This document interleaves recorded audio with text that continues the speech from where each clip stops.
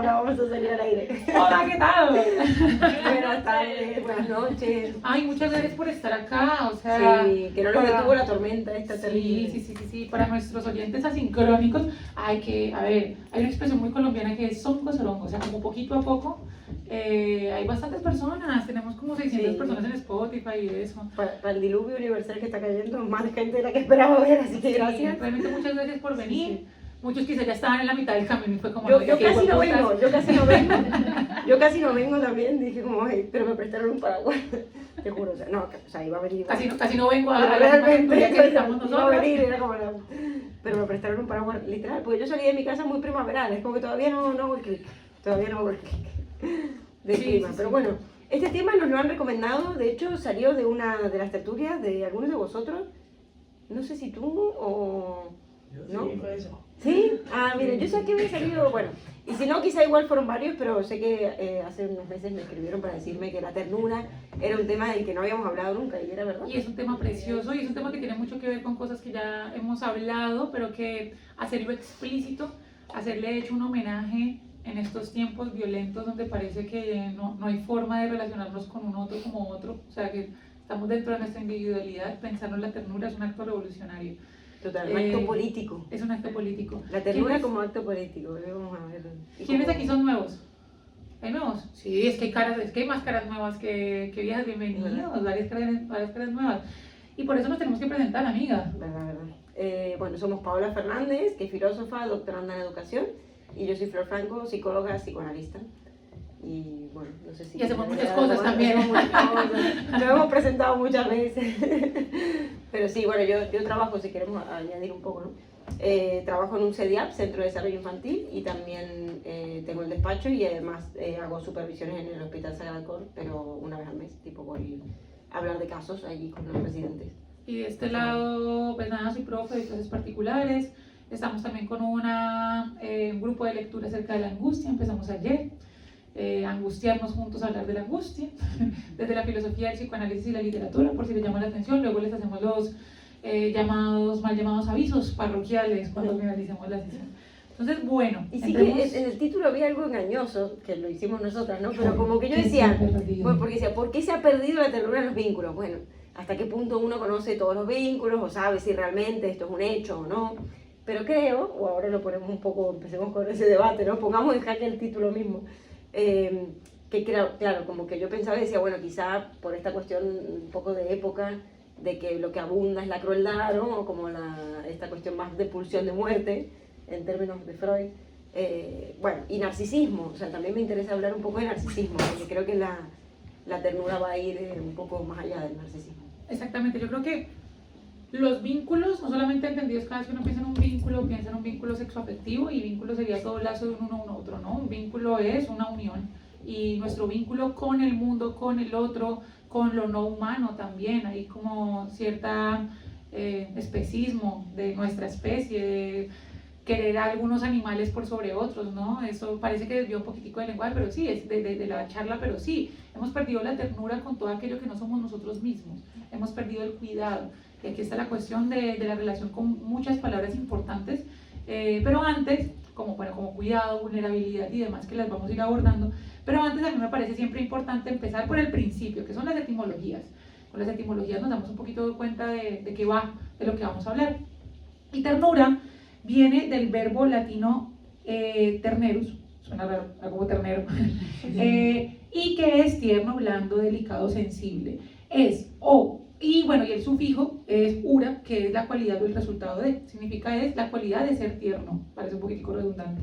Pero aquí vemos desde dos lugares, ¿no? Desde lo corpóreo como algo blando, pero también desde lo afectivo como algo sensible, como el cariño.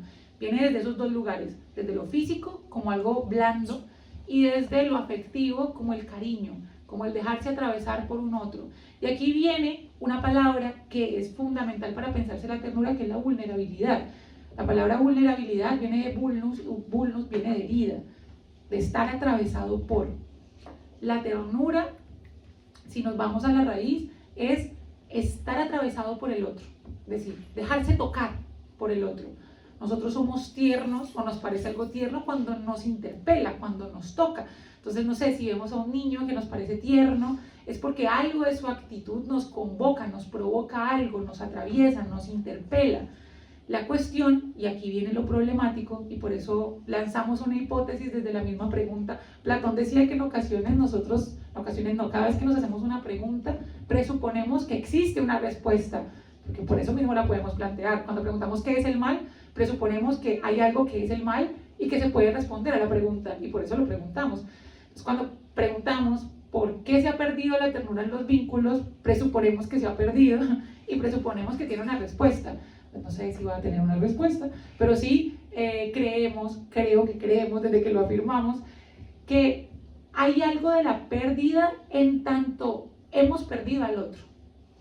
Estamos, parece, solos con nosotros mismos, solos con un montón de espejos, ¿no? Nosotros nos metemos a Instagram y bloqueamos todo aquel que es diferente. Si vemos a alguien, yo qué sé, de la extrema derecha, el Vox diciendo algo que nos parece espantosamente cancelable, pues lo bloqueamos, y bueno, yo también lo haría, pero eliminamos la otra edad. No hay un otro, no se permite que un otro piense diferente, o lo cancelamos, o pensamos que viola lo políticamente correcto, pero no hay una intromisión de la otra edad.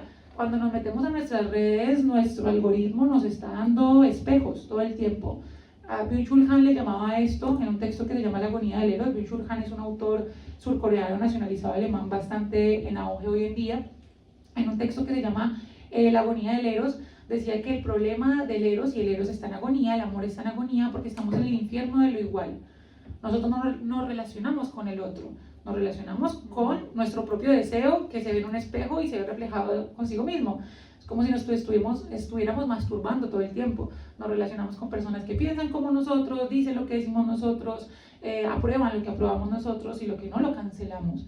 Y en ese lugar no habría esta condición de lo blando, ¿no? De la ternura, del dejarse interpelar, porque estoy con un espejo. Sí, y ahí retomo con el narcisismo, ¿no? O sea, qué mejor vínculo con el narcisismo que esta cuestión del espejo, porque al final es como realmente amarse en espejo, o usar al otro como espejo a través del cual me amo. Es decir, un poco el narcisismo tiene algo de eso. Aunque haya un otro en la relación o en el vínculo, sean amigos o sean pareja, el narcisismo o las relaciones narcisistas tienen algo de, en realidad, no amar la diferencia o al otro realmente tanto que otro, sino amarse uno mismo a través de ese otro, ¿no? Eso lo va a decir Freud en su momento, cuando hablaba de lo que sería el amor narcisista, ¿no? Porque en realidad el narcisismo, y se habla mucho de esto, es un significante que está muy girando por todas partes. El narcisismo de entrada no es un problema, ni es algo malo, al contrario, es necesario que exista el narcisismo para que nosotros podamos cuidarnos y justamente tener algo de preservación de la vida, ¿no? O sea, autopreservarnos de alguna forma. Es decir, cuando uno nace, justamente en un estado sumamente de vulnerabilidad, no hay nada más vulnerable que un bebé, y no hay nada que nos dé más ternura que un bebé. Entonces la ternura y la vulnerabilidad, coincido con Paula, van a estar muy en relación, y ahondaremos un poco más en esto, pero también el bebé, claro, es sumamente dependiente, es decir, depende del otro completamente, es un necesitado para sobrevivir, ¿no? En algún momento ese niño va a tener que empezar también a saber, o mínimamente cuidarse, protegerse, defenderse, comer, bañarse, no sé, hacer las cosas básicas para sobrevivir, si se quiere, ¿no? Eso es narcisista, es decir, eso requiere una elaboración de un narcisismo primario, constitutivo, que es el que va incluso a dar formación al yo. Es decir, el yo como instancia, acuérdense que nosotros no somos el yo. O sea, el yo es una instancia, la conciencia, se puede decir, la parte más consciente nuestra es el yo. Pero después hay otras instancias y otras cosas que no sabemos, eso es lo que viene a decir el psicoanálisis desde Freud, que hay algo dentro de nosotros que nos puede ser desconocido a nosotros mismos, que todo no se reduce al yo o a la conciencia. Esto sería ya el ello o el super yo, o lo inconsciente, lo preconsciente, según la tópica freudiana, que el año, digamos, en el cual Freud le explica estas cuestiones, pero son instancias, ¿no? La cuestión es que el narcisismo tiene mucho que ver con el yo, y es necesario que construyamos un yo, porque de hecho el yo es el que más va a estar ligado a la personalidad. Entonces, que tengamos una personalidad, que sabemos, como sabemos, persona, y personalidad viene de máscara, implica que podamos hacernos también una máscara con la cual salir al mundo, y también conocer personas, y hacer relaciones y tal. O sea que el narcisismo de entrada, todo bien. Es sano, es necesario. Ahora, el problema es cuando se fija el narcisismo y pasa lo que a veces es cierto, que hoy en día se ve mucho, esta cuestión de quedarnos fijados en este ensimismamiento. Ese perfil narcisista que tanto hay, TS en Sí. TikTok de, Bueno, ¿estás con una persona narcisista? Ese tiene más que ver, vamos a hacer 3 diferencias, con Eso, critiquemos a los psicólogos de o sea, TikTok. hay un trastorno que se llama trastorno narcisista de la personalidad, que está en el DSM-5, bueno, en la CIE-10 también, es decir, es un trastorno, según la psicología, y tiene sus, como todo trastorno, sus criterios.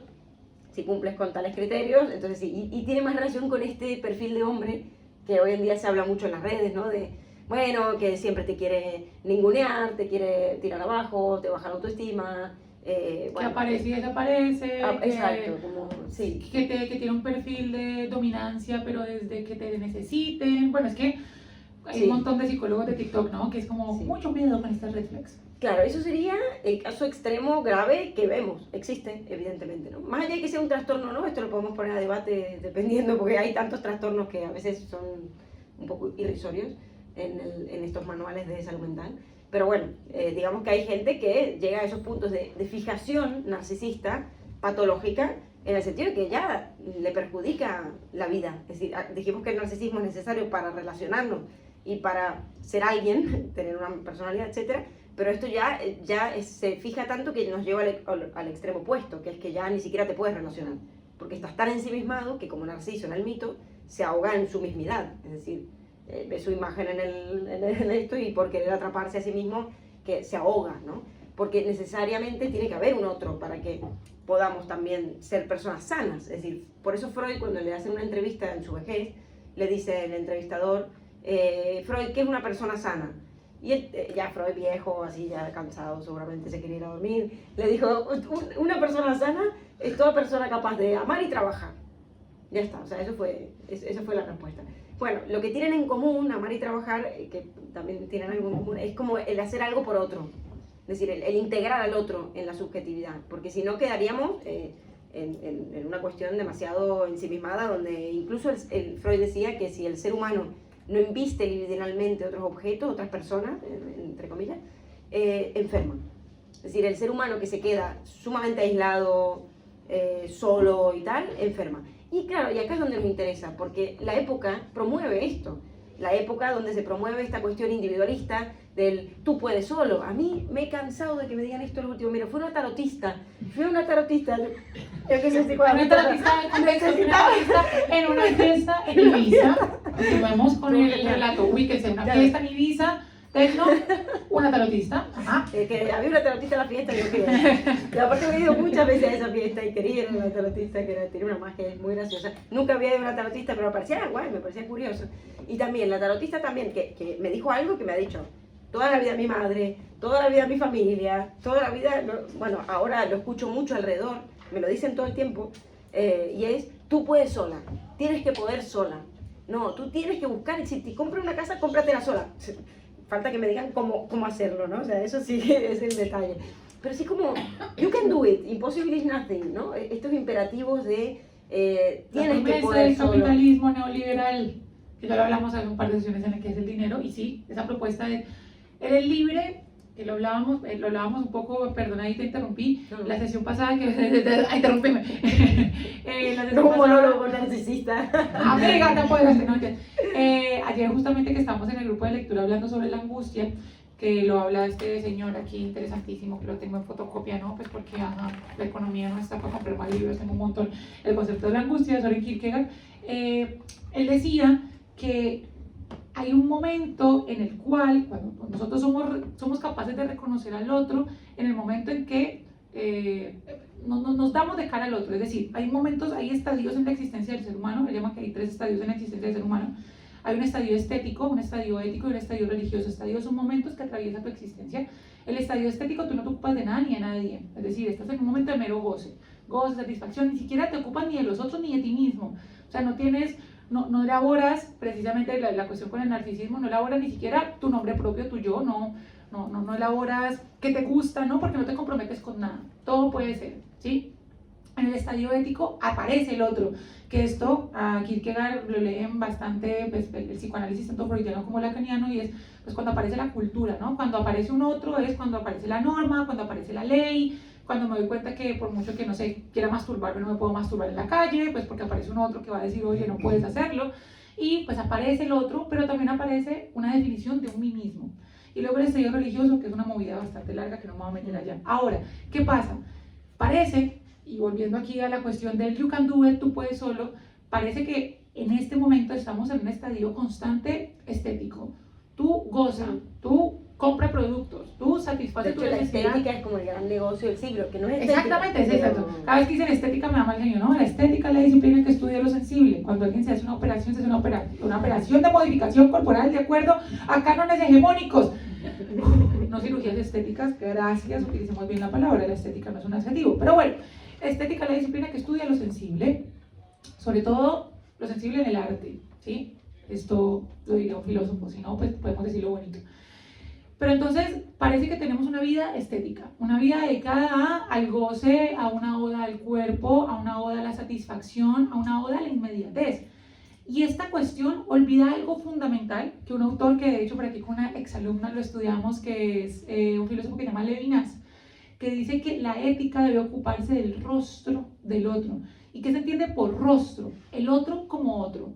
Nosotros nos paramos ante un otro y lo utilizamos constantemente. Es decir, el otro es mi jefe que me sirve para, pues que no sé, me dé plata, ¿no? El trabajo. El otro es mi pareja que me sirve para no estar solo. El otro es mi amigo que me sirve para acompañarme cuando estoy triste. El otro es un otro en relación a. Pero cuando el otro tiene un rostro, rostro que no es una cara en particular, no, rostro como entendido como el otro como otro. Todos tenemos un rostro distinto, rostro metafísico, rostro no como una cara, sino rostro como la identidad del otro. Cuando nos paramos de cara al otro y reconocemos su otredad, nos damos cuenta que debemos preocuparnos por él, es una responsabilidad infinita, ocuparnos responsablemente del otro, como fin en sí mismo. Pero la cuestión es que, por eso hablamos de que se pierde la ternura, parece que el otro ya no es un otro, el otro siempre es en relación ¿con quién? Conmigo. El otro desaparece en el momento en que no está en mi campo visual. El otro desaparece, y esto me parece una locura. El otro, por ejemplo, una relación se termina y el otro desaparece. Termina una relación y la persona desapareció. Fue un espejismo que estuvo habitando mi casa durante 5, 6, 7, 10 años y luego desaparece. Porque ese otro fue en relación a, nunca fue el otro como otro.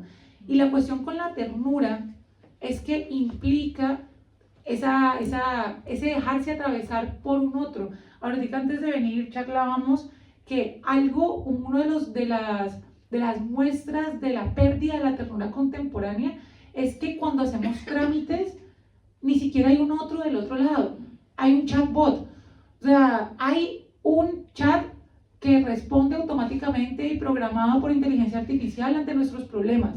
Hay una musiquita de espera mientras estás 40 minutos llamando al 060 a ver si te sirven de atención al cliente. Si todos hemos tenido alguna cuestión del paro, hemos vivido llamar al 060.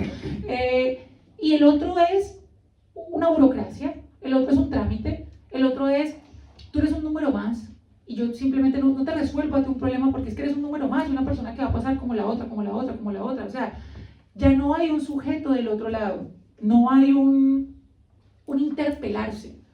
Por eso, y volviendo a lo que empezamos, la ternura es un acto político. O sea, volver a lo blando, volver precisamente lo que no tiene una dureza, lo que no está establecido, volver al sentimiento, volver al dejarse atravesar, es un acto político. Mira, yo me había apuntado aquí tal cual, hablar de la ternura en tiempos de ferocidad, utilitarismo, individualismo, consumo, es un acto político, o sea, literal.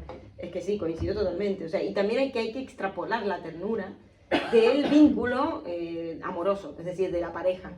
También es cierto, ¿no? O sea, ¿por qué no recuperar o plantearnos el practicar la ternura o el derecho a la ternura o el deber de la ternura en muchas escenas de nuestra vida, como cuando vamos a comprar el pan, o cuando vamos a, hacer un trámite, ya no porque te atiende exacto un robot o un chatbot, pero cuando vamos funcionario, que es más o menos lo mismo. Ya, por eso ahí no hay espacio para la ternura, porque no hay otro, pero sí como en varios acontecimientos de nuestra vida cotidiana, ¿no? O nos podemos plantear la cuestión de mirar con ternura, ¿no? Porque la ternura también se va a apreciar en los gestos de amor.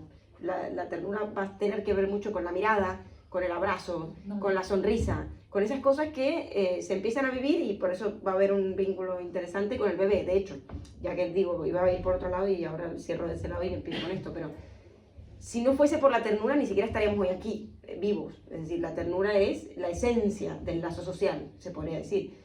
Si un bebé no diera ternura a sus padres, ya lo hubiesen dejado aquí en la calle Fernandina. O sea, sería imposible soportar lo que hay que soportar, ¿no? O si no hubiese ternura en los vínculos amorosos, directamente no podrían ser posibles. O sea, es como un poco radical en ese sentido la hipótesis. Pero la cuestión en relación al narcisismo, para cerrar por ese lado también, y por qué van en contra, ¿no? Lacan llegó a decir que el capitalismo, o este discurso más bien capitalista, globalizado ahora, degradaba las cosas del amor. Es decir, en general las cosas del amor, todas, de alguna forma, ¿no? Como hay algo ahí del gesto del amor o del lazo social, mejor dicho, que se debilita constantemente a través de esta cuestión de fomentar una vida más individualista. Y sí que es verdad que tenemos estos tíos narcisistas, tipo narcisista de la personalidad a diario, ¿no? Y Uno los ya dos y detectamos no y se ve tal. tierno. Pero Ya también, dos tierno no se ve. total, pero eso los detectamos medianamente, bueno, depende quién, cómo, pero se detectan, ¿no? Y están allí. Pero, no sé, vamos un poco más profundo, porque si no nosotros somos los ángeles aquí en la Tierra, ¿no? Y en realidad creo que hay mucho narcisismo más implícito a veces en los vínculos, y peco yo también, o sea, en general, digo, como un narcisismo más sutil que a veces hay en las relaciones, y que tiene que ver con esta cuestión de uno necesita o quiere ser amado, por decirlo así, y exige ser amado, ¿no? En un vínculo uno todo el tiempo va a estar demandando, no me llamaste, no me enviaste mensaje, y no me miró, y no me sonrió como quería que me sonriera, y no estuvo cuando yo le pedí, y no sé qué, ¿no? Todo el tiempo estamos en una constante demanda de amor, pero en ningún momento a veces nos paramos a pensar un poco en nuestra parte, ¿no? Allí para aportar al vínculo, si se quiere, ¿no? O en aquello que nosotros podríamos dar. También comparamos al otro con un checklist total, todo el tiempo, es como, no, esto no lo hace bien, ya, listo, descarte, política del descarte, ¿no? O no tiene estos requisitos, entonces ya no me sirve. Bueno, nosotros también somos narcisistas en ese momento, es decir, cuando caemos en todo este tipo de cuestiones tan naturalizadas hoy en día. Y que son lógicas del capitalismo, ¿no? O Y sea, que también, si el televisor deja de funcionar, me compro otro, finalmente. Es como y otra muy hay total, un reciclaje una de cosas, objetivación. porque tampoco es un reciclaje afectivo. O sea, nosotros no reciclamos vínculos, bueno, no estoy diciendo que metan con sus ex, pero digo como, no preservamos los vínculos más allá de descartarlos. Exacto. Y otra cosa que vemos que también, de la cual sufrimos, si se quiere, en una época como la de ahora, es que nunca podemos ser, digamos, no diría prescindibles, pero sí quizás más personajes secundarios, por decirlo así, ¿no? Siempre tenemos que ser el protagonista. Y también tiene que ver con la forma en la que se han constituido los vínculos, que la pareja está en el podio, ¿no? Siempre la pareja es el centro de la vida de uno. Y el resto, bueno, tienen categorías distintas, como muy jerárquico. Ahí esto ya es patriarcal en sí mismo, o sea, es jerárquico, vertical. La pareja y después venden los amigos, lo otro, no sé qué, los conocidos, los colegas. Pero la pareja sigue ocupando una centralidad bastante importante en nuestras vidas. Entonces, allí nosotros muchas veces tenemos que ser los protagonistas del asunto. Y lo que no soportamos muchas veces es justamente estar ausente, que el otro pueda no estar con nosotros un día, que el otro pueda decirnos un día, mira, esta noche quedé con mis amigos, o esta noche me voy a quedar en casa viendo Netflix solo, porque quiero estar solo, ¿no? Eso ya es una ofensa muchas veces. Y es como, no me quiere. O ya es como, eso también es narcisista. Es decir, digo esto para no pensar solamente el narcisismo en las patologías que encontramos, radicalizadas, ¿no? De fijaciones muy radicales, sino también en nosotros mismos, en actos cotidianos o en cositas pequeñas, que también van en contra de la ternura, por decirlo así, porque muchas veces esto nos genera frustración. Al no aceptar, es como, ¿cómo el otro hoy no va a querer verme, ¿no? O sea, tipo, prefiere quedarse viendo una película solo y no verme a mí, o prefiere irse con los amigos, ¿no? Y este tipo de conductas naturalizadas a veces, o de exigir y demandar constantemente que el otro responda de muchas maneras, también va en contra de todo tipo de gesto de amor y de ternura posible, porque el gesto de amor tiene algo ahí de una especie de cuestión desinteresada también, ¿no?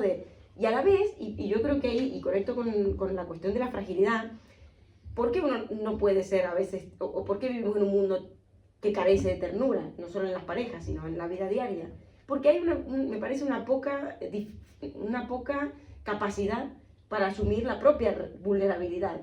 Yo creo que el que puede ser tierno el que es tierno con otro, el que hace un gesto de amor, el que hace un acto de amor, es porque ha reconocido en sí mismo algo de su propia vulnerabilidad y ve al otro vulnerable, sobre todo un bebé, ¿no? O una situación así, un animal, y quiere no enmendar esa falla constitutiva, pero sí al menos aliviarla un poco y Sí. decir, te cobijo, ¿no? O sea, como que Pero te lo soy hago, te compasivo alivio también, un poco soy, ese soy un dolor. poco, soy compasivo con esa vulnerabilidad. Hay un filósofo que hace mucho no lo menciono por acá, Arthur Schopenhauer, que decía que nosotros estamos sometidos al yugo de la voluntad, y la voluntad, por definición de Schopenhauer, es entendida como un ciego afán de algo que no sabemos qué es, pero nos moviliza a la acción.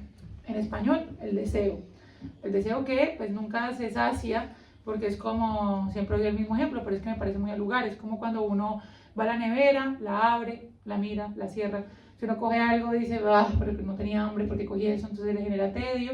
Pero si uno no come o cree comer lo que quería comer, se desespera porque no sabe realmente qué quería y no satisfizo ese deseo.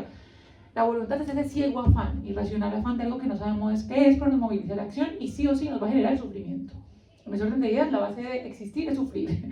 Ahora, saliendo de ese, pues precisamente por eso Schopenhauer es uno de los máximos representantes del pesimismo, no era porque fuera un hombre pues muy alegre, pero él dice que hay tres formas de asumir ese flagelo, que es pues básicamente el dolor de existir, de estar sometidos a la voluntad. Que la voluntad no solamente lo tienen los seres humanos, ¿no? Todos los seres vivos también desean algo, desean. Eso también es muy interesante. Pero bueno, hay tres formas de asumir esa voluntad. O una vida ascética, una vida que justamente busca eliminar el ego, o sea, busca volcarse hacia lo trascendente. Lo ascético tiene que ver con lo trascendente, entonces habla mucho de los santos. Le llaman el Buda de Frankfurt, le llamaron el Buda de Frankfurt porque trajo las religiones no occidentales a Occidente, a Alemania. Entonces una vida ascética, volcada a lo trascendente, a tratar de perder un poco el yo, que sea en la meditación, romper un poco el ego. Eso es un camino. El otro es el arte, sobre todo la música. Cuando nosotros estamos escuchando una canción o cuando estamos disfrutando de una pieza artística, hay algo de nosotros y de nuestro propio deseo que en algún punto como que cae, ¿sí? Dejamos de pensar en nosotros y en nuestro dolor y en nuestra angustia y en ese todo gira en torno a mí. Y el tercero, que es el que me parece más interesante, la tercera vía para asumir, porque no podemos evitar sentir, sufrir, porque siempre estamos deseando y el deseo siempre está en falta. O sea, venimos al mundo a sufrir y venimos sufriendo y nos vamos del mismo modo. Pero otra forma de asumirlo es la vida compasiva. Y es cuando me doy cuenta que existe un otro sometido a la misma voluntad que yo, o sea, está sufriendo igual que yo, me compadezco y lo cuido. ¿Pero será lo mismo compasión y ternura? Eso me parece muy interesante. Yo creo que pues, si nos vamos como a tratar de enlazarlas, yo creo que para ser tierno, para interpretar la ternura del otro tiene que haber algo de compasión. Creo que entre las dos, entre la compasión, la ternura, la vulnerabilidad, la fragilidad, entre las cuatro, atraviesa el dejarse interpelar por el otro, en todas, como que son condiciones que van juntas. Creo que nosotros podemos interpretar, porque podemos ser tiernos o no, no sé, pero podemos como dejarnos atravesar por la ternura del otro en el momento en que el otro nos permitimos que nos importe. En el otro es que sentimos algo por el otro, nos permitimos sentir algo por el otro. Así sea pequeño, porque podemos ser tiernos o dejarnos interpelar por la ternura de el panadero o una persona. A mí me parece una ternura cuando los yayos te hacen como conversa en el supermercado. Hay muchas personas que simplemente le cortan la conversación, es como saber que esas personas quieren ser escuchadas, lo único que necesitan es que las escuchen y el día les cambia drásticamente. Y eso es ternura, eso me parece que recupera la ternura. Y ahí recupera la compasión. La compasión viene de él sentir con el otro, porque es con pasión. Sí, porque es con el padecer del otro. ¿Sí? Me dejo atravesar por el padecimiento del otro. Entonces creo que no es que sea una condición de la otra, pero sí que ternura, fragilidad, vulnerabilidad y compasión necesitan dejarse interpelar por el otro. Y volviendo a recuperar los actos tiernos, yo creo que nosotros hemos reservado la ternura al egoísmo de nuestros lazos. ¿no? Entonces nosotros somos tiernos con nuestros amigos, somos tiernos con nuestra pareja, somos tiernos con nuestros padres, tenemos actos tiernos, ¿no? Actos en los que nos dejamos ser frágiles y nos preocupamos por el otro. Pero qué bonito sería si fuésemos tiernos con el mundo, o sea, si tratáramos, entendiendo ternura como ser blando, tratáramos tiernamente al otro en todos espacios.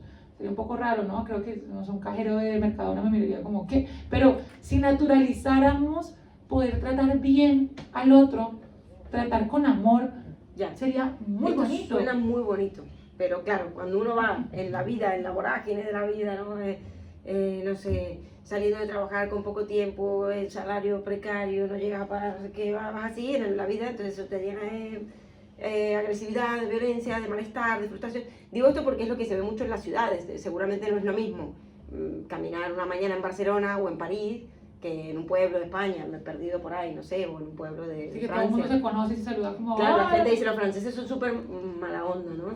Sí. Y no, yo me he dado cuenta que en realidad, o sea, no es una cuestión constitutiva. El problema de Francia Es son como los viven. franceses". Claro, acá en Barcelona pasa igual. Cuando no es a mí, un turista, me encanta que haya un turista en la ciudad, que hayan 10. Es más, cuando yo vengo de una ciudad en Mendoza, donde ahora se está haciendo más turística, pero al principio no lo era, veíamos un turista y todo el mundo iba, ¿quieres que te enseñe dónde ir? Claro, porque era uno en un montón. Pero cuando el tema es la masificación, o sea, cuando hay más turistas que personas que las que vivimos, ya evidentemente el trato es otro, la mirada es otra, el humor es otro. Entonces, a lo que voy es que sí sería ideal esto, ¿no? De tratar siempre bien y de tener gestos de cariño al otro y tal. Y ahí es a donde quiero llegar. La ternura tiene algo que ver con también, esto lo dijo Freud en su momento, reprimir algo del orden de las pulsiones, ¿no? O sea, de la pulsión, de lo más impulsivo, de lo pulsional, que puede ser tanto autodestructivo como de goce en el sentido de algo, una tendencia a la satisfacción de una pulsión, pero posiblemente o normalmente autoerótica, es decir, que te satisface solo a ti mismo y no estás teniendo en cuenta a otro, no es algo compartido, sino que es algo tuyo propio, como algo más masturbatorio, se podría decir, que en muchos sentidos, o sea, metafórica y literalmente, pero tiene que ver con esa satisfacción de una pulsión. Hay algo ahí, Freud decía, de la ternura, de que se ha reprimido, de reprimir un poco esta cuestión de las pulsiones para transformarlas en un gesto de amor. De hecho, Lacan va a definir el amor como aquello que permite al goce, condescender al deseo. Es decir, aquello que permite que justamente esta cuestión agresiva, las pulsiones, el querer matar a alguien, no sé qué, se transforme en otra cosa más sublimada, ¿no? Que encuentre otras vías, que encuentre otros fines esta cuestión agresiva, porque la agresividad, a diferencia de la violencia, que es la consumación de la agresividad, o el llevar al acto de eso, la agresividad es estructural, es constitutiva, está ahí, va a estar ahí siempre. En los niños lo vemos, los niños muy pequeños, es decir, es algo que está allí, un mal día, un levantarse de mal humor, o que te hagan algo, una putada, lo que sea. Bueno, evidentemente eso está, es decir, o sentir celos, envidia, todo eso existe, las sombras, como le llamaba Jung, o llámenle como le quieran, pero nos habita también esa parte, ¿no? Entonces no se trata de negar eso, porque a veces más sale si se lo niega, sino más bien de encontrar las formas de darle otro cauce. Y en relación a esta cuestión de reprimir lo pulsional y convertirlo en otra cosa, de hacer que el goce condescienda al deseo, ¿por qué las mujeres siempre se han, digamos, identificado más o se ha representado más a la mujer con la corriente tierna? Eso Y al hombre con la corriente sexual, porque acá vemos también estas dos variantes del amor, si se quiere, ¿no? Las dos corrientes del amor, según Freud. El eros y el tánatos. Sí, exacto, el eros y el tánatos por un lado, y también esta cuestión que tiene relación de lo sexual y lo tierno, ¿no? Y como que se ven muy divididas, y fíjense que a la mujer siempre se la reprimió y se la educó para reprimir su sexualidad, y por tanto la ternura era algo, bueno, era su manera, ¿no? De expresar. La forma de expresar amor. Exacto. Sí. En cambio el hombre al revés, no demuestres ternura porque serás un maricón, o sea, para decirlo como se decía hasta hace no tanto, o serás tildado de algún adjetivo malo, ¿no? O malo para lo hegemónico, ¿no? No serás macho, no serás el macho que se espera, y por tanto tienes que siempre estar sexualizado, ¿no? Como todo lo contrario. Siempre deseante y siempre la mujer el objeto deseado. Sí, eso me parece, me encantó que trajera la cuestión sexual acá. O sea, la ternura se atribuye a lo femenino, y si hay un hombre tierno está relacionado con, pues, maricón, que también deconstruimos un poco la cuestión normativa de cómo habitar el género, pero precisamente pesa sobre el hombre hegemónico el ser fuerte, proveedor, ser un hombre de valor, ser un Yados, vuelve y juega aquí, tener millones de euros en la cuenta, bueno, millones, miles de euros en la cuenta y poder ser aquel que provee al otro. Y ser tierno era sinónimo de, o más bien, al ser tierno, uno de los rasgos de la debilidad se caracterizaba o se traía como algo que se debía ser desdeñado porque podía ser violentado por un otro. Una persona tierna era una persona que podía ser vulnerada por un otro. Y yo creo que la cuestión aquí es volver a la ternura, no algo de la moral de esclavos, sino de la moral de amos. O sea, aquel capaz de reconocerse vulnerable, aquel capaz de reconocerse tierno, es aquel que es capaz de reconocerse a sí mismo carente y poder reconocer la carencia del otro para poder hacer un mundo pues más amable. Debería ser un rasgo como de valorar, pero cada vez que pensamos en debilidad, no seas débil, es como estamos criticando a alguien. La debilidad está en el lugar de la moral de los esclavos. Y la moral del amo siempre está en el ser fuerte, justo, valiente. Y ser valiente no es de un sujeto tierno. Entonces, sí, o sea, la ternura como siempre ha estado atribuida, y esto me molesta sobremanera cuando es como hay una energía femenina, una energía masculina. Esa sexualización de las energías como si hubiera una hegemonía sobre la forma en la que nos relacionamos con nuestra forma de estar en el mundo. Y la mujer es, en estos días estaba discutiendo con una amiga porque me dijo, es que tú no explotas tu energía femenina. Y yo, ¿qué quieres decir con eso? No entiendo ese idioma de TikTok. Y me decían, no, es que cuando te invitan, tú no te dejas invitar. Entonces tienes que sentirte merecedora, déjate invitar, eso es explotar tu energía femenina. Y yo, espérate un momentico, vuelvo acá a lo que estás diciendo. O sea, estás diciendo que yo tengo que ser una mantenida para explotar mi energía femenina. Como, no es así. No, sí, me estás diciendo que mi energía femenina es dejar que me den. La pasividad, ¿no? La pasividad, dejar que me den. Ajá, y eso podemos hasta llevarlo al escenario sexual. O sea, yo me tengo que dejar que me den para explotar mi energía femenina y dar si tengo una energía masculina. ¿Eso es lo que estás queriendo decir? Entonces, claro, hemos asociado que lo tierno es femenino y por tanto es débil y por tanto tiene que ser desdeñado. Y precisamente eso nos lleva a los vínculos individualizados. Ayer estaba hablando con Leoncio, con el chico que es dueño del espacio donde estamos haciendo los clubes de lectura, y me hablaba de una amiga de él que está haciendo un doctorado en feminismos y que está intentando proponer un lenguaje femenino, tratando de salirse de las lógicas masculinas. Entonces uno dice que son lógicas femeninas, que son lógicas masculinas, y hablaba un poco de lo hegemónico, lo que estaba al orden del poder, el concepto. Los conceptos han sido lo masculino, ¿no? O sea, lo masculino está pensado desde yo entro, categorizo. No sé, España llegó a conquistar, colonizar y destruir las Américas poniendo nombre propio a todo.